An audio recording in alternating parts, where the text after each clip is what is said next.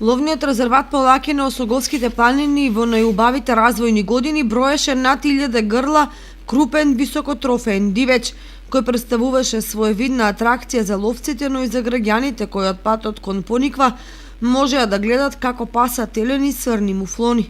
Меѓутоа, во услови на транзиција и неуспешни обиди да се приватизира, ловиштето остана државно, а кај нас државно значи како ничие. Подружницата Осогово во состав на јавното претпријатие Македонски шуми во изминатите години имаше обврска само да го одржува, но не и да стопанисува со него. Така организирано тоа остана привилегија за одбрани ловци од државниот и локалните врвови кои овде ги задоволуваат ловечките страсти. По линија на моќ и на протекционизам, овде ловеле политичари, министри, директори на јавни претпријатија, градоначалници, доктори и многу други.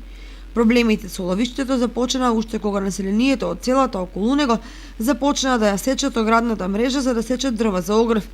Таквите диви премини има возможија на волците лесно да влезат во ловиштето и да го касапат дивечот.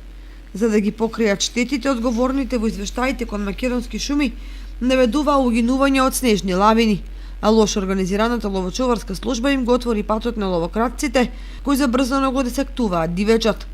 Меѓутоа, во периодот од 2015 до 2018 година во ловиштето Осогово е регистрирано драстично намалување на бројноста на дивечот. Во отсуство на официјални информации, вработени истакнуваа дека последните пребројувања откриле катастрофални бројки со дивечот, при што муфлони, например, воопшто немало. Комисијата изброила дека за 3 години снемало 333 грла заштитен трофеен дивеч, вреден околу 1.840.000 евра, зашто никој не знае како и каде.